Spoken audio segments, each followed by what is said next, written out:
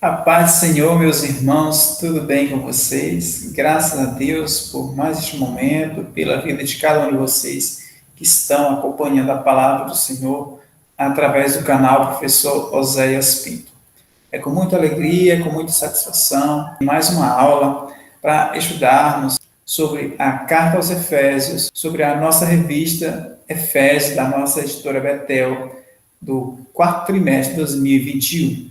Como vocês podem observar na sua imagem, na sua tela, a lição de hoje nós iremos abordar é a lição de número 8, cujo título é A Unidade do Corpo de Cristo. E como o título fala sobre a unidade do corpo de Cristo, então essa palavra unidade, ela será a palavra-chave da nossa aula de hoje.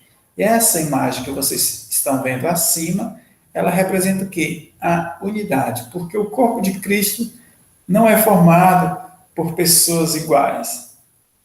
O corpo de Cristo não é formado por pessoas uniformes, são pessoas diferentes, com dons diferentes. Dons diferentes, esses nós vamos abordar no próximo vídeo, na próxima aula do nosso canal. Então, essa imagem, como vocês podem observar, é um quebra-cabeça onde tem várias pessoas de diferentes cores, de diferentes tamanhos, diferentes visões, mas todas possuem seu papel importante no reino de Deus. E cada um vai preencher o quebra-cabeça, que é o corpo de Cristo. O texto-aula da nossa aula de hoje se encontra-se em Romanos, capítulo 12, versículo 5, que nos diz: Assim também nós, embora muitos, somos um só corpo em Cristo, e cada membro está ligado a todos os outros. Os objetivos da nossa aula de hoje são 3 objetivos. Vejamos. Primeiro, ensinar acerca da unidade do corpo de Cristo. Segundo, falar sobre as virtudes do cristão chamado por Deus. Terceiro, apresentar o fundamento da unidade do corpo de Cristo. O texto de referência da nossa aula de hoje se encontra em Efésios, capítulo 4, do versículo 1 até o versículo 6, que nos diz: Portanto, eu, prisioneiro no Senhor, suplico-vos que andeis de modo digno para com o chamado que recebestes, com toda humildade e mansidão, com paciência, suportando-vos uns aos outros em amor, procurando cuidadosamente manter a unidade do Espírito no vínculo da paz. Há um só corpo e um só Espírito, da mesma forma que a esperança para a qual fostes chamados é uma só. Há um só Senhor, uma só fé, um só batismo, um só Deus e Pai de todos, que é sobre todos, por meio de todos e em todos. A introdução eu peguei do nosso comentário expositivo da Carta aos Efésios, da autoria do pastor Hernandes Dias Lopes. Este livro é a base bibliográfica, juntamente com a nossa revista da editora Betel, pelo qual nós desenvolvemos nossas aulas. Se os irmãos observarem algum tópico diferente da revista, não estranhe. Eu estou seguindo a revista e a Bíblia Sagrada são as bases principais das nossas aulas, e o livro eu utilizo para desenvolver nossas aulas. Por que isso, professor Oséias? Porque eu não quero trazer aqui a mesmice, eu não quero trazer aqui tudo aquilo que todos podem trazer. Eu estudo, eu pesquiso, eu sento, eu escrevo, e esse livro aqui é o meio principal que eu utilizo para expor a minha aula, certo? Porque eu me preocupo com o aprendizado dos irmãos, sei que vocês não estão aqui perdendo tempo, então eu quero trazer algo novo. Se vocês são professores da escola bíblica, eu quero, pela graça de Deus, pelo Espírito Santo, não sou eu, mas pelo Espírito Santo, quero poder acrescentar no aprendizado dos irmãos. E também, se você não é professor, também eu me preocupo muito com o aprendizado de vocês, porque nós, como professores, nós temos que trazer conhecimento além do livro didático. nós, como professores, nós temos que trazer conhecimento além da revista. Nós, como professores, nós temos que buscar, claro, sempre a fonte, que é a Bíblia Sagrada, mas nós temos também que buscar meios também para trazer uma riqueza maior de informações, de conhecimento. E o Espírito Santo vai casar, vai implantar esse aprendizado na sua mente. Pois bem, então a introdução eu peguei desse livro que eu já apresentei para vocês. E a introdução é do pastor Hernandes Lopes, que nos diz: os 3 últimos capítulos explanam o dever, nossas responsabilidades em Cristo. A palavra-chave nesses 3 últimos capítulos é andar. Primeiro, andar em unidade, Efésios capítulo 4, versículo 1 até 16. Segundo, andar em harmonia, 5, 18 até o 6 e o 9. E terceiro, andar em vitória, do 6, versículo 10 até o 24. John Stott diz que Paulo avança da nova sociedade para os novos padrões nos quais ela deve andar. Volta-se da exposição para a exortação, da doutrina para o dever, daquilo que Deus faz para aquilo que devemos ser e fazer. Paulo ensinou e orou pela igreja. Agora dirige-lhe um apelo solene: a instrução, a intercessão e a exortação constituem um trio fundamental na vida do cristão. Portanto, meus irmãos, essa aula de hoje, ou melhor dizendo, essa passagem de Efésios capítulo 4, do versículo 1 até o versículo 6, que são os versículos chaves dessa lição número 8 da nossa revista, ela vai abordar sobre a importância da unidade, vai abordar sobre o fundamento dessa unidade e sobre as virtudes que nós, como cristãos, precisamos ter para preservar essa unidade. Porque Paulo já falou sobre a importância de Cristo ter nos unido, ter tirado a separação que havia entre nós e judeus, entre nós e Deus. Paulo já ensinou sobre a importância de conhecer a Deus. Paulo já orou pelos Efésios para que eles tenham poder. Mas agora Paulo ele vai falar sobre a vida prática. Agora ele vai falar para que os Efésios coloquem em prática tudo que aprenderam com os ensinos de Paulo. Assim somos nós também. Nós precisamos viver a palavra. Nós precisamos colocar em prática a palavra. Não dá para nós apenas termos conhecimento, termos Bíblia, termos referências bibliográficas, pastores, etc. Mas chegou a hora de nós colocarmos em prática o que nós temos aprendido e o que Cristo nos deixou como exemplo, o que Paulo nos deixou como exemplo. Então, essa aula de hoje vai ser muito importante porque vai nos ajudar como viver uma vida cristã, agradando ao Senhor. Que virtudes a gente tem que refletir para que as pessoas possam ver Cristo em nós? Porque, na verdade, nós estamos nesse mundo para quê? Para que as pessoas possam ver Cristo em nós. Porque também a nossa esperança não está aqui. A nossa esperança é o céu, a nossa esperança é uma eternidade, a nossa esperança é o arrebatamento, a nossa esperança é estar com Cristo para sempre na glória. Amém? O primeiro tópico que eu quero falar com os irmãos é sobre a graça da unidade. Sobre a unidade que está em Efésios capítulo 4, versículo 1 até o versículo 3. E também nós vamos definir o que é essa unidade e a importância dessa unidade do corpo de Cristo. Efésios capítulo 4, versículo 1 a versículo 3 nos diz: portanto, eu, prisioneiro do Senhor, suplico-vos que andeis de modo digno para com o chamado que recebestes, com toda humildade e mansidão, com paciência, suportando-vos uns aos outros em amor, procurando cuidadosamente manter a unidade do Espírito no vínculo da paz. Observe a palavra ali no final, ou melhor, a frase: manter a unidade de quem? Do Espírito, e do Espírito com E maiúsculo. Então, é nessa afirmação aí, nessa frase aí que nós iremos desenvolver esse primeiro tópico da nossa aula de hoje: manter a unidade do Espírito. Como manter essa unidade do Espírito? Então, essa unidade não é nossa? Não. Nós vamos destrinchar sobre isso aí. Nós vamos desenvolver. Amém? Que Hernandes Dias Lopes irá comentar sobre essa graça da unidade. Vejamos bem.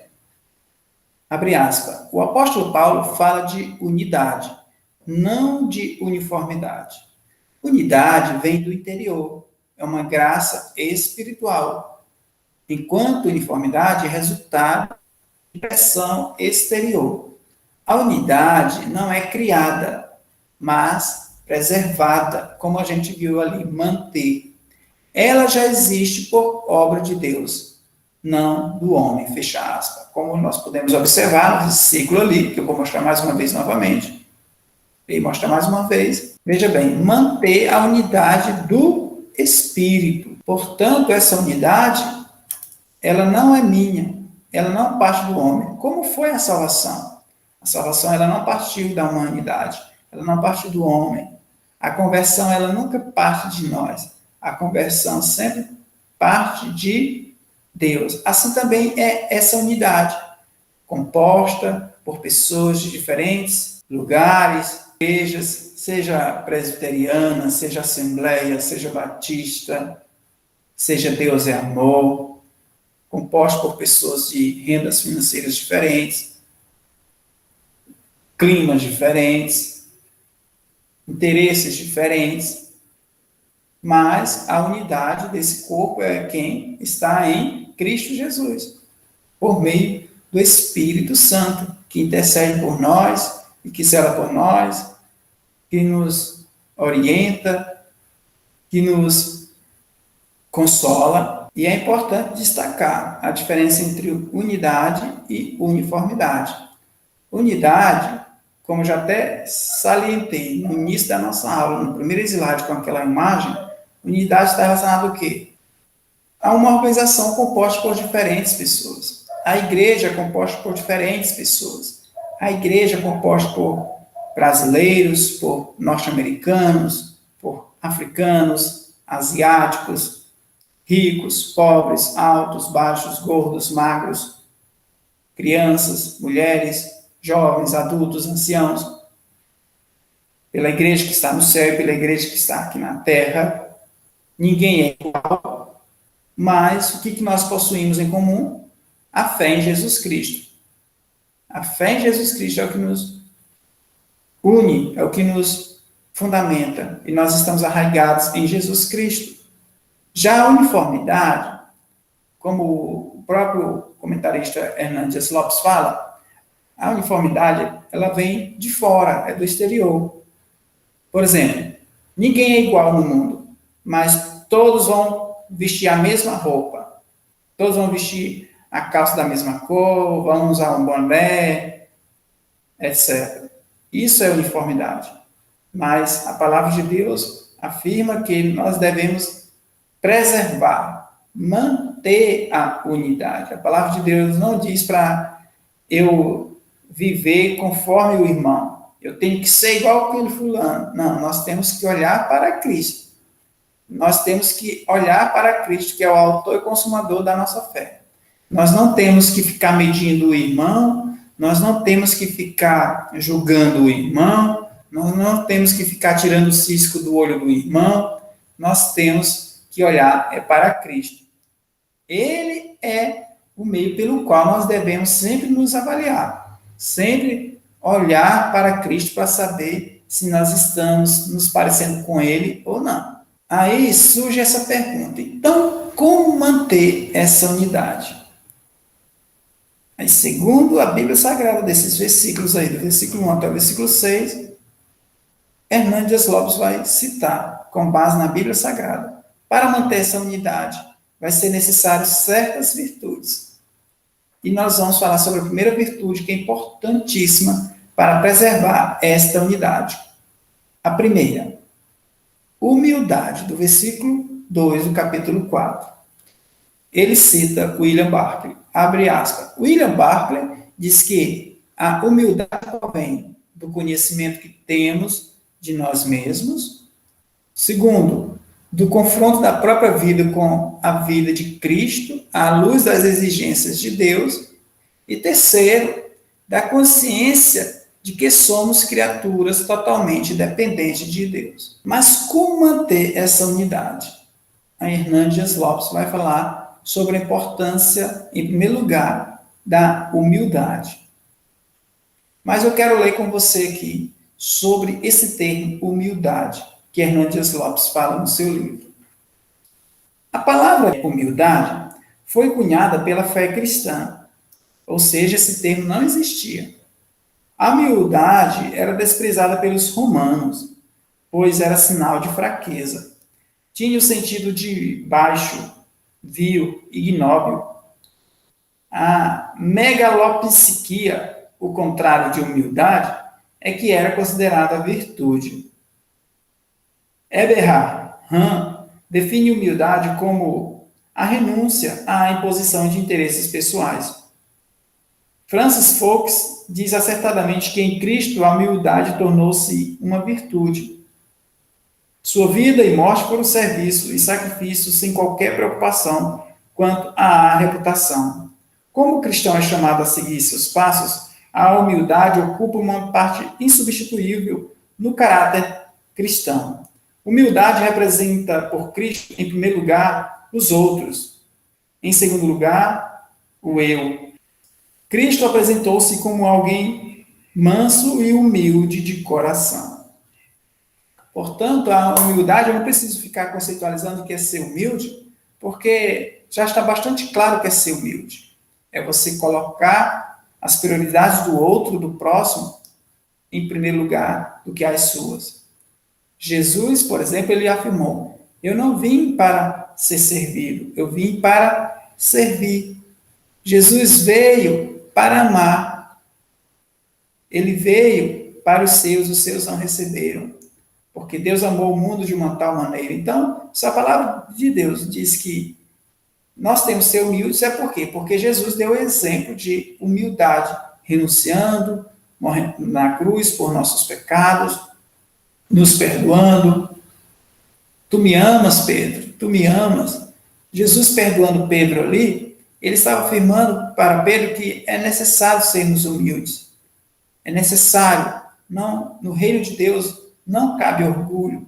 No reino de Deus não cabe egoísmo. No reino de Deus não entra pessoas egoístas. Então, é importante destacar, tanto Hernando Dias Lopes quanto o comentarista John MacArthur, eles afirmam que esse termo foi até mesmo criado por Paulo, porque essa palavra humildade não existia nem no grego, tampouco no latino. Então, foi um termo criado pelos próprios cristãos, como uma virtude indissociável do cristão. Agora, vamos traçar algumas referências bíblicas sobre humildade. É Tiago, capítulo 4, versículo 6. Todavia, ele nos outorga graça ainda maior.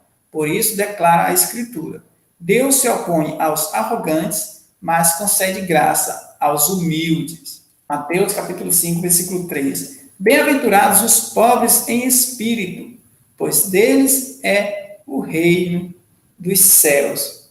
Filipenses, capítulo 2, versículo 5 até o versículo 8. Tende em vós o mesmo sentimento que houve também em Cristo Jesus, o qual, tendo plenamente a natureza de Deus, não reivindicou o ser igual a Deus, mas, pelo contrário, esvaziou-se a si mesmo, assumindo plenamente a forma de servo e tornando-se semelhante aos seres humanos. Assim, na forma de um homem, humilhou-se a si mesmo, entregando-se à obediência até a morte, e morte de cruz. E para concluir, essa primeira característica, ou virtude do cristão em preservar a unidade, MacArthur ele vai falar sobre essa importância da humildade.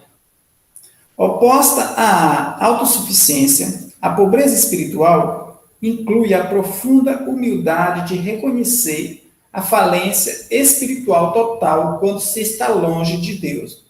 Descreve aqueles que são conscientes de que estão perdidos e sem esperança, separados da graça divina. Portanto, para que precisamos ser humildes? Para que a gente saiba se colocar no lugar. Não temos mérito, que nós somos salvos pela graça de Deus, e que isso não é dom nosso, isso não vem de nós, isso vem de Deus. Então, o cristão em primeiro lugar, para ele preservar a unidade do corpo de Cristo, para pertencer ao corpo de Cristo, pertencer à noiva do Cordeiro, em primeiro lugar, ele precisa reconhecer que sem Deus ele não é nada, que sem Deus ele não faz nada, que sem Deus ele não vai ao céu, que sem fé é impossível agradar a Deus, e que só é pela graça e pela vontade do Senhor. Então, humildade é isso, reconhecer quem éramos, quem somos, e que sem Deus nós não vamos para lugar nenhum. A segunda virtude que nós, como cristãos, precisamos para manter esta unidade do corpo de Cristo é indispensável que a segunda virtude é a mansidão, que está em Efésios capítulo 4, versículo 2. Mas o que é mansidão, professor Zéias? Aí Hernandes Dias Lopes irá citar o seguinte: não é sinônimo de fraqueza, ao contrário, é a suavidade dos fortes, cuja força está sob controle, é senhora de si mesma e serva de outras pessoas. Olha só, é senhora de si mesma e serva de outras pessoas. Não é senhor dos outros, não é senhor do próximo, é senhor de si mesmo e serva dos próximos. É como Jesus falou: eu não vim para ser servido, eu vim para servir. O que Jesus fez? Ele lavou os pés dos discípulos. Não, Senhor, você não vai lavar meus pés. Aí Jesus falou: se você não deixar lavar seus pés, Pedro, você não terá parte comigo no meu reino. Aí Pedro: não, Senhor, eu quero lavar o corpo todo. Então, Jesus ele afirma muito bem sobre a importância da mansidão, a importância de cultivarmos estas virtudes dia após dia. Por que nós estamos falando sobre essas virtudes? Humildade, mansidão, paciência, amor ao próximo. Por quê? Porque o corpo de Cristo é formado por pessoas de diferentes psiques. São pessoas que têm gostos diferentes, dons diferentes, chamados diferentes, mas Deus ama cada um. Jesus morreu por cada uma dessas pessoas. E nós precisamos saber lidar com essas pessoas. Nós precisamos manter a unidade. Para quê? Para que o corpo de Cristo esteja unido, para que tenha paz. Por isso que Jesus falou: a minha paz vos dou, eu não a dou como o mundo a dá. E é por isso que Paulo sempre iniciava suas cartas escrevendo graça e paz. Por isso que nós cristãos nos cumprimentamos: shalom, graça e paz, a paz do Senhor. Porque uma das características do povo de Deus é o quê? A paz, não importa as circunstâncias.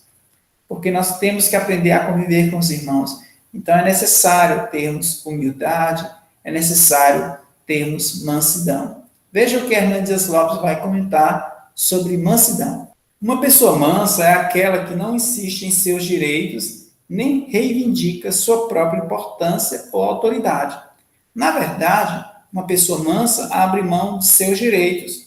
Uma pessoa mansa prefere antes sofrer o agravo do que o infligir. Abraão é um exemplo de mansidão. Ele deixou Ló fazer a melhor escolha, isso está em Gênesis 13, do 7 até o 18. A mansidão é poder sob controle. Moisés era manso e, no entanto, veja quão tremendo poder ele exerceu. Jesus era manso e virou a mesa dos cambistas. Por quê? Tinha autoridade. Você tem poder, mas esse poder está sob controle. Era o termo usado para um animal adestrado. Uma pessoa mansa controla o seu temperamento, impulsos, língua e desejos. É a pessoa que possui completo domínio de si mesma. Não é o que fala em Gálatas, capítulo 5? O fruto do Espírito, a mansidão. Ao comparar a mansidão com humildade, chegamos à conclusão de que o homem manso pensa bem pouco em suas reivindicações pessoais, como também o homem humilde pensa bem pouco em seus méritos pessoais. Agora, os versículos bíblicos sobre a importância da mansidão. Mateus, capítulo 11, versículo 29. Tomai o vosso lugar em minha canga e aprendei de mim, porque sou amável e humilde de coração, e assim achareis descanso para as vossas almas. Gálatas 5:23. mansidão e domínio próprio. Contra essas virtudes não há lei. A terceira virtude indispensável para manter a unidade do corpo de Cristo é paciência. Efésios capítulo 4, versículo 2. É a atitude de nunca revidar, aguentar com paciência pessoas provocadoras. É a firme paciência no sofrimento ou infortúnio. Não foi isso que Jesus Cristo fez, que exerceu? Jesus não provou com seu caráter, os soldados cuspindo nele, batendo nele, soldados furando ele com a lança aqui do seu lado, e ele falou o quê? Senhor, perdoa eles, porque eles não sabem o que fazem. Ele não foi pedir, Deus, manda teus anjos e me tira aqui dessa cruz. Deus, mata aqueles soldados, mata Pilatos, mata esses povos que me odeiam. Não. Ele só falou, Senhor, que seja feita a tua vontade. Está consumado. Que eu e você possamos, quando chegar o nosso momento de encontrar com Deus e falarmos, está consumado, Senhor. Está consumado o meu exemplo como cristão. Está consumado. Estou entregando minha vida mansa, minha vida de servo, minha vida humilde, porque, em primeiro lugar, deve ser feita a tua vontade. Por que não lembrar de Jó? Jó perdeu bens, perdeu filhos, filhas, saúde, riqueza, status, até mesmo respeito. As pessoas falavam de Jó com a mão na boca, mas depois que ele sofreu tudo isso, as pessoas falavam, você está em pecado. Mas ele foi manso, ele não foi murmurar, ele não foi reclamar, ele manteve-se o quê? Firme, confiante no Senhor e manso. Por isso que Deus testemunhava dele. Homem reto, íntegro, temente a Deus, desvia-se do mal. Assim nós temos que seguir exemplos de Jesus Cristo, de Jó. Amém, meus irmãos? E nunca ficar criticando os irmãos. Se alguém falar mal de você, se alguém zombar de você, peça a Deus sabedoria, peça a Deus domínio próprio. Diante dos desejos, diante das nossas fraquezas, Senhor, nos dê domínio próprio, Senhor. Me dê domínio próprio para eu controlar a minha carne, para que eu não venha ceder às tentações do inimigo, para que eu não venha cair em tentação. Amém? 1 Tessalonicenses vai falar lá sobre a importância da paciência. Então, nós já falamos sobre a importância da humildade, da mansidão, e agora nós estamos falando sobre a importância da paciência, que é aguentar os infortúnios, que é aguentar as perseguições, as zombarias, que é aguentar as adversidades, sem reclamar, sem murmurar, sem se defender, mas apenas pedir a Deus que nos defenda, nos dê graça. E para quê? Para que a unidade do corpo de Cristo. E observe, nós estamos falando aqui, não é de nós com as pessoas do mundo, mas é da igreja. Porque, querendo ou não, dentro da igreja, acaba tendo conflitos, desentendimentos, mas é preciso renunciarmos para que o reino de Deus seja estabelecido em nossas vidas. 1 Tessalonicenses 5,14 nos diz, irmãos, também vos exortamos que admoesteis os sonolentos, consoleis os desanimados, ampareis os fracos e sejais pacientes para com todos. Então, nós temos que ser pacientes para com todos, não é somente com aqueles com quem temos afinidade. Tiago 5,10. Irmãos, tomai como exemplo de paciência, a perseverança, a atitude dos profetas, que pregaram em nome do Senhor diante do sofrimento. Olha só, então nós temos que tomar como exemplo essas pessoas. Tomar como exemplo Cristo. Eu sou convertido, mas o meu facão não é convertido. Que cristão é esse? Nós não podemos ser assim. Aí também tem, pau que nasce torto, morre torto. Não é bem assim. Porque quem nos converte é Jesus. Ninguém tem mérito para entrar no céu. Então nós precisamos desenvolver a paciência, cultivar dia após dia. A quarta virtude indispensável para manter esta unidade, que também está em Efésios capítulo 4, versículo 2, é o quê? Um amor que suporta os irmãos. Veja bem, suportar, o verbo suportar. A palavra suportar aqui não é aguentar o outro com resignação estoica, mas servir de amparo e suporte para o outro. Como suportar, professor Zéias?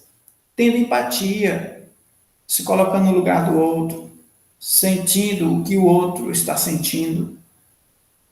Esse é o caráter de um cristão.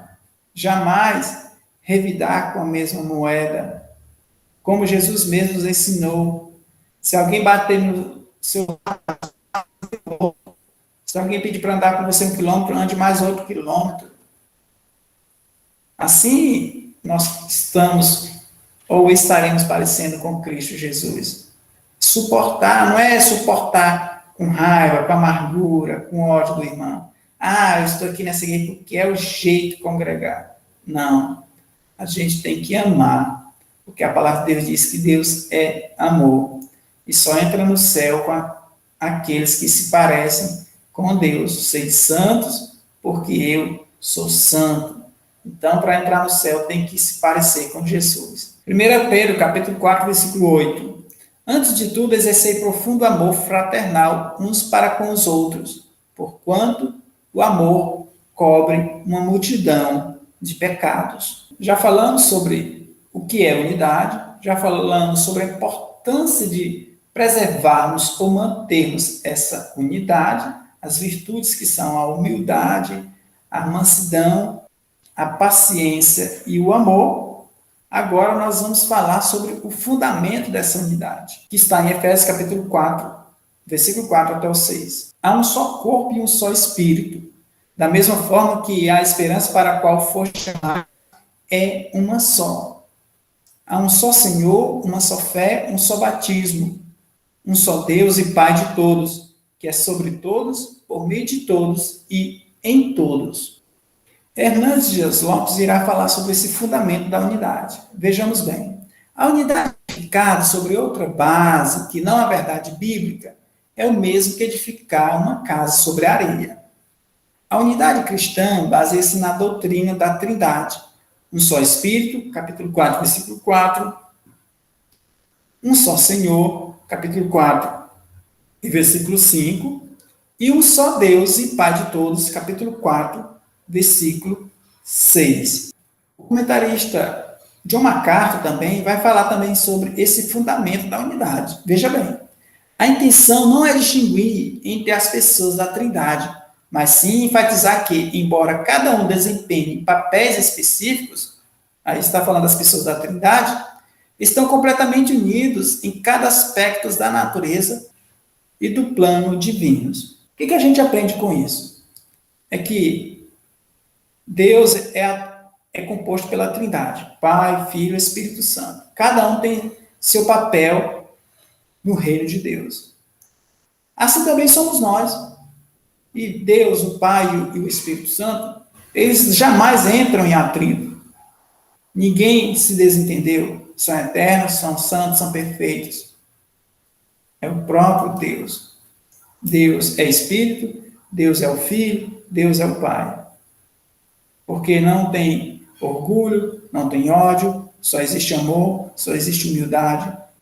Assim também no reino de Deus não cabe orgulho, não cabe inveja, no reino de Deus não cabe desavença. Então nós precisamos viver em harmonia. Porque o fundamento da unidade é Deus. Então nós temos que cultivar nossa vida avaliando e observando os exemplos do Deus Pai, Deus Filho, Deus Espírito Santo. Então o fundamento da unidade, baseado na Trindade, baseado na doutrina bíblica, baseado no Evangelho. E a primeira característica desse fundamento é o quê? Um só corpo. Efésios capítulo 4, versículo 4. Só existe uma igreja verdadeira. O corpo de Cristo, formada de Deus e gentios, a única família no céu e na terra. Então só tem uma igreja. A igreja que é fiel a Jesus Cristo, a noiva do Cordeiro, aquela que crê em Jesus, que crê na palavra de Deus e que crê em Jesus Cristo. Só existe uma igreja. Não existe outro caminho. Jesus afirmou: eu sou o caminho, a verdade e a vida. Ninguém vem ao Pai senão por mim. 1 Coríntios, capítulo 12, versículo 11 ao versículo 13. Nós já falamos no vídeo anterior sobre a igreja. Então vamos ver o que 1 Coríntios capítulo 12, do versículo 11 até o 13, fala sobre uma só igreja. Entretanto, o mesmo e único Espírito realiza todas essas ações, e ele as distribui individualmente a cada pessoa, conforme deseja. Porquanto, assim como o corpo é uma só unidade e possui muitos membros, e todos os membros do corpo, ainda que muitos, constituem o organismo, assim também ocorre em relação a Cristo. Pois todos fomos batizados por um só Espírito, a fim de sermos um só corpo, quer judeus, quer gregos, quer escravos, quer livres, e a todos nós foi dado beber de um único Espírito. Então, existe uma só igreja. Agora, não existe mais separação. Então, se alguém falar, a minha igreja é a que leva ao céu, a minha denominação é a única que vai para o céu, está errado. E a palavra de Deus está dizendo que o corpo de Deus é formado por pessoas diferentes. Claro, mas aqueles que creem fielmente em Jesus Cristo e vivem segundo o Evangelho, principalmente a partir de Mateus até Apocalipse, que é o Evangelho da graça de Deus. Só tem um só Espírito, é a base da unidade, o fundamento da unidade do corpo de Deus, do cristianismo. Um só Espírito também está em Efésios capítulo 4, versículo 4. Em Romanos 8 e 9 vai falar sobre este um só Espírito, Espírito com E maiúsculo. Vós, contudo, não estáis debaixo do domínio da carne, mas do Espírito, se é que de fato o Espírito de Deus habita em vós. Todavia, se alguém não tem o Espírito de Cristo, não pertence a Cristo. Então, a presença do Espírito de Cristo é indispensável para que você pertença ou não ao corpo de Cristo. Portanto, só tem um Espírito, só tem o Espírito Santo. Foi enviado por Jesus. Eu vou subir, mas eu enviarei o Consolador. E lá em Atos, capítulo 1, capítulo 2, vai falar sobre a presença do Espírito Santo, o Pentecostes. Então, nós precisamos, dia após dia, buscar a presença do Espírito Santo, para que venhamos cada dia mais ser guiados pela presença do Espírito de Deus em nossas vidas. Porque o contrário do Espírito Santo é o quê? O Espírito do Anticristo, que são representados pelo quê? Pelas obras da carne, idolatrias, feitiçarias, prostituição, inveja, mentira. Como fala lá em Gálatas também, das obras da carne. Há uma só esperança. Que esperança é essa, professor? Está relacionado ao quê? À vida eterna, ao arrebatamento, ao céu. Nós precisamos desenvolver e cultivar sempre esta esperança, até que todos alcancemos a unidade da fé e do conhecimento do Filho de Deus, e cheguemos à maturidade, atingindo a medida da estatura da plenitude de Cristo. Vai ser quando isso aí? Lá no céu. Seremos plenos, a estatura da plenitude de Cristo, porque é em Jesus que nós temos que nos comparar, nós temos que nos espelhar, nos balancear, olhando para Cristo Jesus. E há um só Senhor. Então, no cristianismo só tem um só Espírito, um só Deus, um só Pai, uma só esperança, e há um só Senhor. Quem é esse Senhor? Atos capítulo 4, versículo 12. E, portanto, não há salvação em nenhum outro ente, pois em todo o universo não há nenhum outro nome dado aos seres humanos pelo qual devamos ser salvos. Só tem quem? O Senhor Jesus. Eu sou o caminho, a verdade e a vida. Ninguém vem ao Pai senão por mim. Então, há um só Senhor. Jesus falou mesmo, eu e o Pai somos um. Como é que tu pede, Filipe? Mostra-nos o Pai. Se eu estive com você todos os dias, então Jesus é o Senhor, é o nosso Senhor. E não apenas por nome, meus irmãos. Senhor faz o quê? Faz mandar, faz o quê? Ordenar. E os servos, porque tem Senhor e servo, o servo o quê? Obedece. Então não adianta a gente chamar Jesus de Senhor, mas não obedecermos. É um pouco contraditório, não? Contudo, ainda que nós, ou mesmo um anjo dos céus, vos anuncie um evangelho diferente do que já vos pregamos, seja considerado maldito. Gálatas 1 e 8. Então, o evangelho está provando, está mostrando para mim e para você que há um só Senhor, que há uma só fé, que há um só Espírito, e nós precisamos defender esse evangelho, a palavra do Senhor. Como? Lendo a palavra, vivendo a palavra. Assim as pessoas poderão conhecer quem é Cristo em nossas vidas. Há uma só fé. Judas, versículo 3, porque não tem segundo capítulo, é só um capítulo e pronto. Amados, enquanto me preparava com grande expectativa para vos escrever acerca da salvação que compartilhamos, senti que era necessário, antes de tudo, encorajar-vos a batalhar dedicadamente pela fé confiada aos santos de uma vez por todas. Que fé é essa? A fé é essa que vem desde Mateus, que vem desde o nascimento de Jesus, que vem desde o ministério de Jesus Cristo. Então, nós precisamos o quê? Encorajar uns aos outros, nós precisamos o quê? Batalhar dedicadamente pela fé confiada, que Deus se revelou para mim e para você, que Deus te elegeu, que nós já falamos nas primeiras aulas desse trimestre, que está aí no nosso canal. Então, nós precisamos confirmar a eleição. Como? Batalhando. Como? Buscando. Encorajar uns aos outros. Então, nós precisamos viver esse evangelho, batalhar pela fé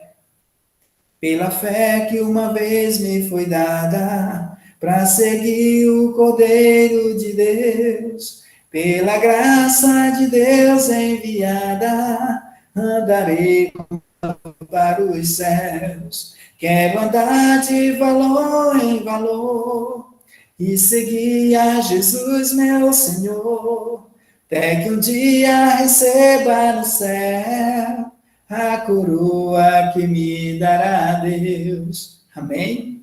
Há um só batismo. 1 Coríntios, capítulo 12, versículo 11 ao versículo 13. Entretanto, o mesmo e único Espírito realiza todas essas ações, e ele as distribui individualmente a cada pessoa, conforme deseja. Porquanto, assim como o corpo é uma só unidade, possui muitos membros, e todos os membros do corpo, ainda que muitos, constituem um só organismo, assim também ocorre em relação a Cristo, pois todos fomos batizados por um só Espírito, a fim de sermos um só corpo, quer judeus, quer gregos, quer escravos, quer livres, e a todos nós foi dado de beber de um único Espírito. Hernandes Dias Lopes vai falar que esse só batismo não está relacionado ao batismo da imersão nas águas. Ele vai falar que é o batismo do Espírito, aí, quando a pessoa reconhece Jesus como Senhor e Salvador.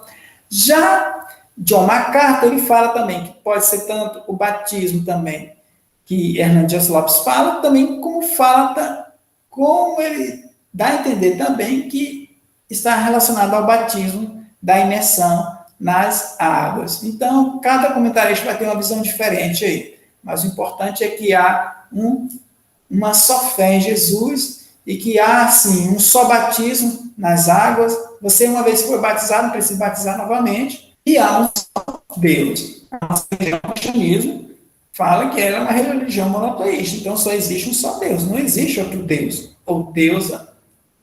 Deuteronômio, capítulo 4, versículo 35. Foi a ti, Israel, que ele mostrou tudo isso, para que soubesses que Yahvé é Deus, o único, e além dele não existe nenhum outro. Observe, único, com U maiúsculo. Deuteronômio 32, 39. Vede, agora que eu sou o único, eu somente, e mais nenhum Deus além de mim.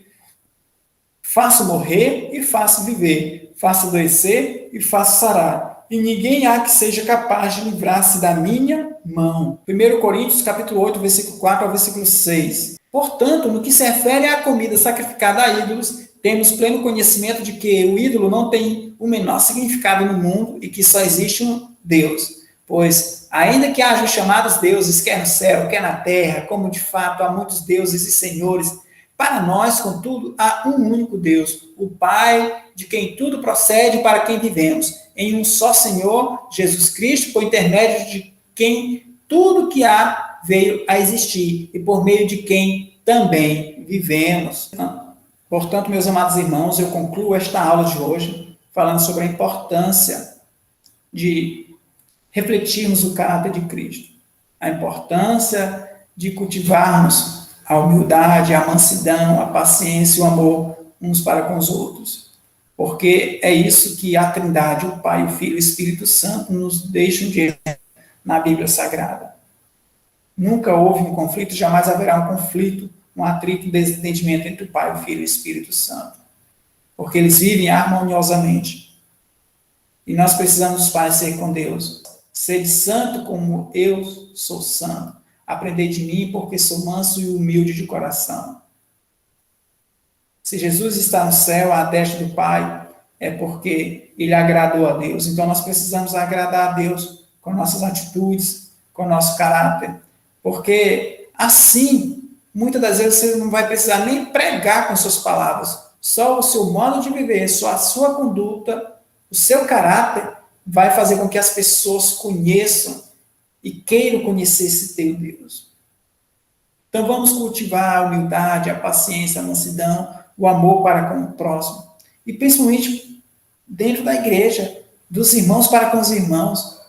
Na igreja não cabe desavença, não cabe desunião, não cabe orgulho, não cabe críticas.